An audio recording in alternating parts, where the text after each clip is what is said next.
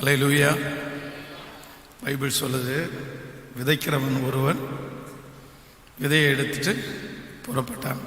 ஆனால் சில விதைகள் வழி அருகே, சில விதைகள் கற்பாறை, சில விதை முள்ளுக்கடியில், சில விதை நல்ல நிலத்தில். அப்போ வசனம் அப்படின்றதுக்கு பேர் என்னது? விதை. நீங்கள் என்ன நிலமா இருக்கணும் அப்படின்னா நல்ல நிலமா இருக்கணும். ஒருவேளை அப்படி தூங்குறதா இருந்தால் என்னை பொறுத்த அளவில் நான் என்ன சொல்லி நினைப்பேன் அப்படின்னா, அப்படி தூக்கம் வந்தால் நம்ம வீட்டில் கூட எல்லாம் பண்ணிக்கலாம். சத்தமாக சொல்லுங்க. இல்லை, இங்கே அவ்வளோ செலவு பண்ணி காரில் பெட்ரோலை போட்டு, இங்கே இல்லைன்னா வண்டியில் பெட்ரோலை போட்டு இவ்வளோ தூரத்தில் இங்கே உட்காந்து தூங்க வேண்டியது அட உண்மை தானே? இவ்வளோ தூரம் நம்ம தூங்க வேணாம். இன்னும் நீங்கள் இந்த கிளம்புற நேரமெல்லாம் உங்களுக்கு என்ன ஆகும் அப்படின்னா, அங்கேயே தூங்கிட்டோன்னா கொஞ்சம் ஃப்ரீ ஆகும்ல, இன்னும் 15 நிமிஷம் எக்ஸ்ட்ரா தூங்கலாம்ல. ஆமென். பொதுவாக தூங்குறவங்க எல்லாருக்குமே, வெளியே எல்லாரும் அப்படி சில ஆலயத்துக்கு போகும்போது தூங்கி கொண்டிருக்கவங்கள பார்த்தா நான் அப்படி தான் நினைப்பேன். என்ன பிரதர், நீங்கள் போய் வீட்டில் கூட கொஞ்சம் நேரம் நல்லா ரெஸ்ட் எடுக்கலாங்க, இங்கே வந்திருந்து சும்மா டைம் பாஸ் பண்ண வேண்டியது இல்லையே. அதனால் ஆலயத்திற்கு செய்தியை கேட்கறதற்கு அப்படின்னு வந்துட்டோம் அப்படின்னா கண்டிப்பாக நம்ம எப்படி தான் இருக்கணும் அப்படின்னா விழிச்சு தான் இருக்கணும். ஆமென். பக்கத்தில் இருக்கிற கையை பிடிச்சி சொல்லுங்க, நீங்கள் தூங்கி விழுந்து போயிட்டீங்க அப்படின்னா, விழுந்துட்டீங்கன்னா உங்களை தூக்குறதுக்கு பாஸ்ட் வர முடியாது. ஞாபகம் வரும்னு நினைக்கிறேன், ஒருத்தர் மாடியிலேருந்து தூங்கி கீழே விழுந்து அப்படியே செத்து போயிட்டார். அப்புறம் மீட்டிங் நடத்திட்டு இருந்தவர் யாரு? அப்போஸ்தலனாகிய பவுல். அவர் என்ன நினைச்சாரோ தெரியல, நம்ம மீட்டிங் ஒருத்தன் கொலை கேஸில் நம்ம உள்ள போக வேண்டியது இருக்கும். அவருடைய மீட்டிங் மேலேருந்து தூங்கி கீழே விழுந்து செத்து போயிட்டான். அவ்வளோதான், நம்ம நாளை காலையில் இந்த மீட்டிங் ஒருத்தன் செத்து போயிட்டான் அப்படின்னு சொல்லுவாங்க அப்படின்ட்டு அவர் அவன் மேலே படுத்து அவனை என்ன பண்ணாரு? உயிரோட எழுப்பினாரு. ஆனால் எனக்கு அப்போஸ்தலனாகிய பவுல் அளவுக்கு விசுவாசம் இல்லை. ஆமென். கை அசைத்து ஒரு ஹல்லேலூயா சொல்லுங்கள். நல்ல கரங்களை அசைத்து ஒரு ஹல்லேலூயா சொல்லு. ஓகே, அந்த மாதிரி நம்ம விழித்திருக்கிறது மிக ஆசீர்வாதம். ஆமென். ஓகே, நான் கடந்த சில நாட்களாக ஜெபம் பண்ணிட்டு இருக்கும்போது ஆண்டவர் என்னுடைய இருதயத்தில் ஒரு வார்த்தையை பேசிக்கொண்டே இருந்தார். அப்படின்னா, நம்ம எல்லாருடைய வாழ்க்கையிலையுமே இந்த கனவு அப்படின்றது ஒன்று இருக்கும். நம்ம வளரும்போது, நம்ம படிக்கும்போது ஒரு கனவு, சிலருக்கு அந்த கனவு பெரிய கனவாக இருக்கும், சிலருக்கு சின்ன கனவாக இருக்கும். ஆனால் நீங்கள் ஆரம்பிக்கும் போது, உங்களுடைய வாழ்க்கையை ஆரம்பிக்கும் போது, இல்லைன்னா சின்ன வயதிலே இருக்கிற அந்த கனவுகள் ஒவ்வொரு படிகள் தாண்ட தாண்ட வளர வளர அந்த கனவுகள் வளர்ந்து கொண்டே போக வேண்டும். அவர்கள் தான் சரியான முறையிலே வாழ்ந்து கொண்டிருக்கிறவர்களுக்கு அர்த்தம்.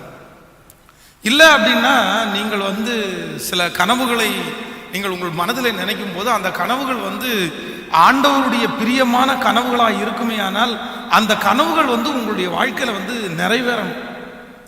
அது ஒரு மிகப்பெரிய ஆசீர்வாதம். ஆனால் சிலருக்கு எதிர்காலத்தை குறித்து ஒரு பெரிய பயம். என்ன அப்படின்னா, அவங்க நினைச்ச கனவு எதுவுமே நடக்கலை, எதிர்பார்த்தது எதுவுமே நடக்கலை. தன்னை குறித்து, தன்னுடைய பிள்ளைகளை குறித்து, தன்னுடைய குடும்பத்தை குறித்து, தன்னுடைய எதிர்காலத்தை குறித்து நிறைய கனவுகள் அவர்களுக்குள்ளே இருந்திருக்கும். ஆனால் அந்த கனவு எதுவுமே அவங்களுக்கு நடக்கலை. ஒருவேளை அப்படி யாராவது இந்த ஜெபத்தில் இருக்கிறவர்கள், உங்களுடைய எதிர்காலம் என்ன ஆகும்?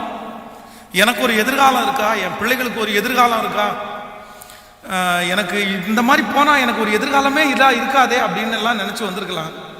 ஆனால் ஆண்டவர் என் கூட பேசிட்டு இருக்கிறாரு, நமக்கு எல்லாருக்குமே ஒரு எதிர்காலம் உண்டு அப்படின்னு ஆண்டவர் சொல்றார். ஒருவேளை கடந்த காலத்திலே நீங்கள் பெரிய தோல்வி அடைந்திருக்கலாம், கடந்த காலங்களிலே நீங்கள் இழந்திருக்கலாம், கடந்த காலத்திலே நீங்கள் ஆசைப்படுறது உங்களுக்கு கிடைக்காமல் போயிருக்கலாம். ஆனால் ஆண்டவர் வாக்கு கொடுக்கிறார், கடந்த காலத்தை குறித்து, நீங்கள் இழந்து போனதை குறித்து நினைத்து நினைத்து எந்த பிரயோஜனமும் இல்லை. உங்களுக்கு இனி ஒரு எதிர்காலம் இருக்குது.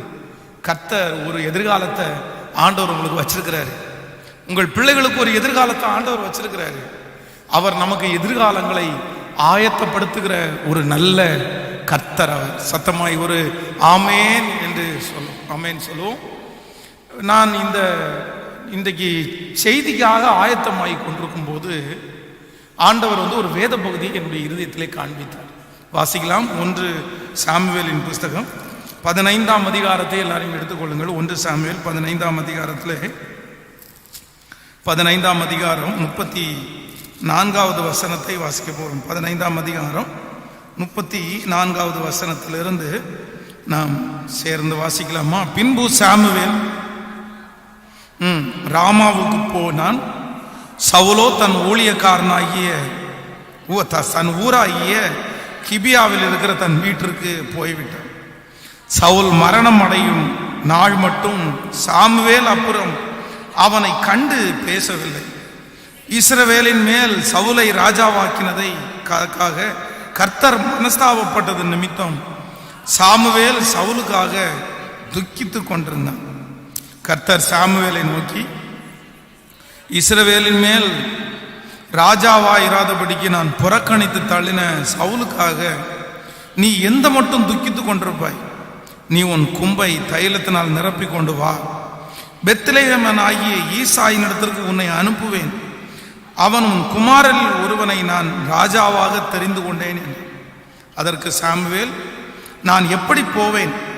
சவுல் இதை கேள்விப்பட்டால் என்னை கொன்று போடுவானே என்றான். அதற்கு கர்த்தர், நீ போய் நீ ஒரு காளையை கையோடே கொண்டு போய் கர்த்தருக்கு பலியிட வந்தேன் என்று சொல்லி ஈசாயை பலி விருந்துக்கு அழைப்பியாக. அப்பொழுது நீ செய்ய வேண்டியதை நான் உனக்கு அறிவிப்பேன். நான் உனக்கு சொல்லுகிறவன், எனக்காக அபிஷேகம் பண்ணுவாயாக. நன்றாய் கவனிங்கள் ஆண்டவருடைய பிள்ளைகளே. இந்த இடத்திலே சாமுவேல் தீர்க்கதரிசி தன்னுடைய வாழ்க்கையிலே தன்னுடைய கனவுகள் எல்லாம் தகர்க்கப்பட்ட ஒரு சூழ்நிலை தான் இந்த இடத்துல எழுதப்பட்டிருக்கிறது. இஸ்ரவேல் ஜனங்கள் தங்களுக்கு ராஜா வேண்டும் என்று ஆண்டவரிடத்துல கேட்டார்கள். உடனே ஆண்டவர் ராஜாவுக்காக ஆண்டவரிடத்துல போய் நிற்கிறான். ஆண்டவர் சவுல் என்கிற ஒரு மனிதனை இந்த சாமுவேல் தீர்க்கதரிசிக்கு கர்த்தர் காண்பிக்கிறார்.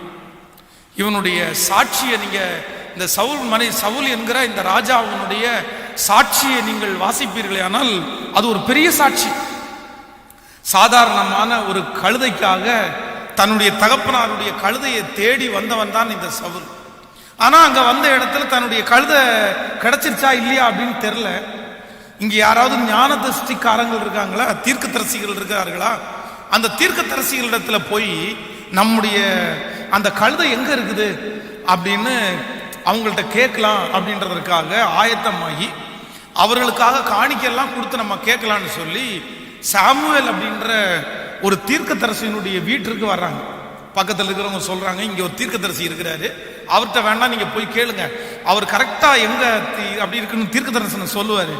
உடனே சாமுவேல் இடத்துல காணாமல் போன கழுதை எங்க இருக்கு அப்படின்னு தீர்க்க தரிசனம் கேட்பதற்காக வாசல்ல வந்து நிற்கும் போது சாமுவேல் அங்க இருந்து சொல்லுவார், வாப்பா வா, நீ வருவேன்னா ஆண்டவர் ஏற்கனவே சொல்லிட்டாரு, நீ சாதாரணமான மனுஷன், நீ கழுதையை தேடி வந்திருக்கிற, ஆனா ஆண்டவர் ஒன்று ஒரு பெரிய காரியத்திற்காக தேடி வந்திருக்கிறாரு அப்படின்னு சொல்லி அங்கே அவனை ஆசீர்வதித்து அவனை ராஜாவாக அபிஷேகம் பண்ணி இப்பொழுது அவனிடத்துல ஒரு சில காரியத்தை சொல்லி அனுப்புறாரு.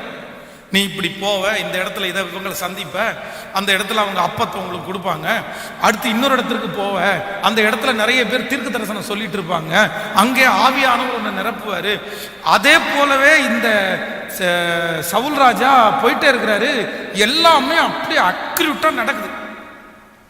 அதற்கு பிறகு சகல ஜனங்களையுமே இந்த சாமுவேல் தீர்க்கதரிசி வர சொல்லி, நீங்க ஆண்டவரிடத்துல ஒரு ராஜாவா கேட்டீங்க, நல்ல ராஜாவா கேட்டீங்க, ஆண்டவர் தன்னுடைய இருதயத்திற்கு ஏற்றது மாதிரி பாருங்க, ரொம்ப அழகான ஒரு நல்ல ராஜாவை உங்களுக்கு தந்திருக்கிறாரு, அவ்வளவுதான், இனி இந்த ராஜா உங்களை வழி நடத்துவார், இந்த ராஜா உங்களுக்கு பிரியமானதை போதிப்பார் அப்படின்னு சொல்லி சவுலை அங்கே ஒரு பெரிய ராஜாவாய் அவர் அபிஷேகம் பண்ணிட்டார். இப்பொழுது ஒரு பெரிய பேடன் சாமுவேல் தீர்க்கதரிசி குறைஞ்சிருச்சு. சரி, நம்ம வந்து இவரை ராஜாவா அபிஷேகம் பண்ணிட்டோம். இந்த சவுலை குறித்து ஆண்டவருக்கு எவ்வளவு பெரிய கனவுகள் இருந்துச்சோ அதே போலவே இந்த சாமுவேல் தீர்க்கதரிசிக்கு நிறைய கனவுகள் இருந்துச்சு. சரி, இவன் நல்லா ராஜ்யபாரம் பண்ணுவான், இவன் நல்லா வருவான், ஜனங்களை நல்லா பார்த்துக்குவான், இந்த ஜனங்களை கர்த்தருக்குள்ள நடத்துவான். ஆனால் இந்த சவுல் ராஜா ஆண்டவருடைய சொல்லை மதிக்காம, தீர்க்கதரிசி சொன்ன வார்த்தை எதையுமே கீழ்ப்படியாம, தன்னுடைய மனம் போல, தன்னுடைய இஷ்டம் போல, சொத்துக்காக ஆசைப்பட்டு, பொருட்களுக்காக ஆசைப்பட்டு ஆண்டவருக்கு கீழ்ப்படியாம போயிட்டார். உடனே வேதம் சொல்கிறது, ஆண்டவர் வந்து இந்த சவுல் ராஜாவை கர்த்தர் புறக்கணித்து தள்ளினார். இப்போ புறக்கணித்து தள்ளின உடனே யாருக்கு ரொம்ப மன வருத்தமா இருக்கு அப்படின்னா, இந்த சாமுவேல் தீர்க்கதரிசிக்கு ரொம்ப மன வருத்தமா இருக்குது.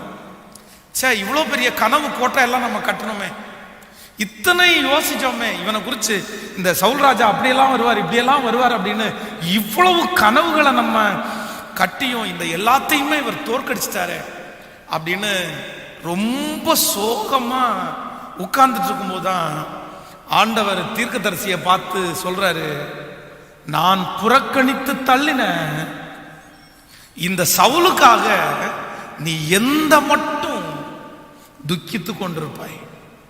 நீ இனி எவ்வளவு நாள் துக்கித்து கொண்டிருப்ப? நீ இனி எவ்வளவு நாள் அவனை நினைச்சு நினைச்சு கஷ்டப்பட்டு இருப்ப?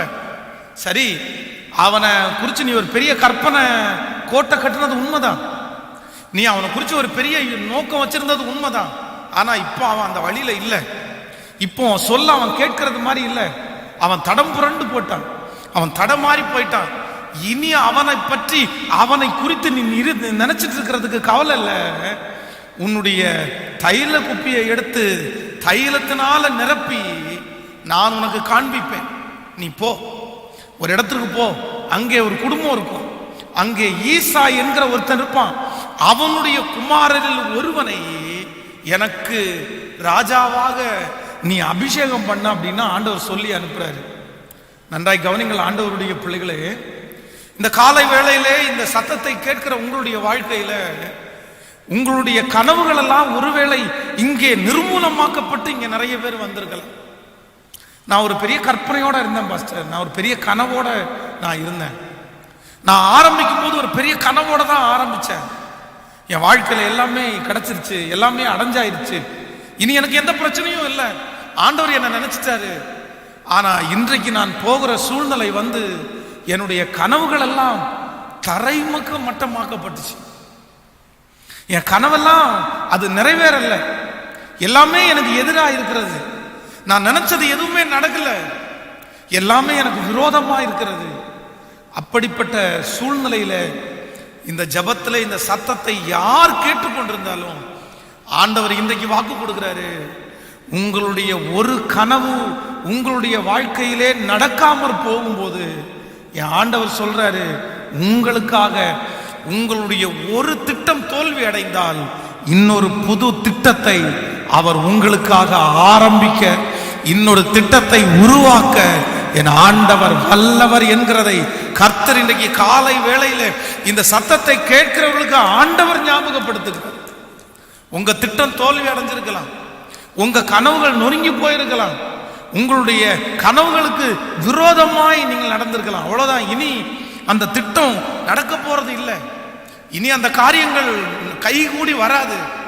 அவ்வளவுதான், என்னுடைய எல்லாமே நிர்மூலம் ஆயிருச்சு, இனி என் கையில ஒண்ணுமே இல்லை, இனி திறக்கப்படுறதுக்கு எந்த வாசலும் இல்லை, எனக்கு என்னுடைய கனவுகள் நிறைவேறுவதற்கு வயதில்லை, என் கனவுகள் நிறைவேறுவதற்கு இனி எனக்கு எந்த ஆப்பர்ச்சுனிட்டி இல்லைன்னு வந்திருக்கலாம். ஆனால் கர்த்தர் வாக்கு கொடுக்கிறார், இல்ல, ஒரு வாசல் நமக்காக அடைக்கப்படும் போது நமக்காக இன்னொரு வாசலை திறக்கிற ஒரு கர்த்தரை தான் இன்றைக்கு நீங்களும் நானும் ஆராதித்துக் கொண்டிருக்கிறோம்.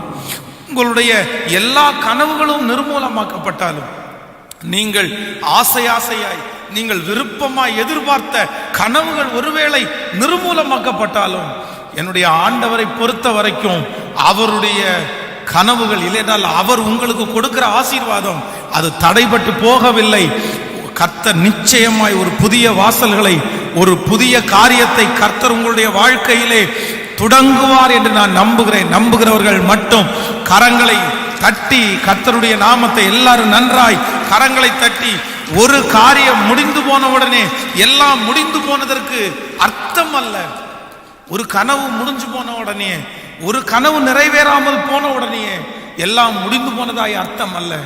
என்னுடைய ஆண்டவருடைய கரத்திலே நான் நம்புறேன் புதிய பாதைகளை கர்த்தர் வைத்திருக்கிறார். ஆமென்.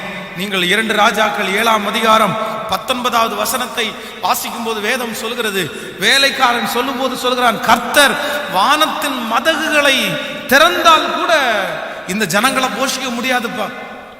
இந்த ஜனங்கள் இத்தனை நாட்களும் பஞ்சத்துல இருக்கிறாங்க, இத்தனை நாட்களும் தேசம் அடைக்கப்பட்டு கிடக்கிறது, எந்த வருமானமும் இல்லை, எந்த விவசாயமும் இல்லை.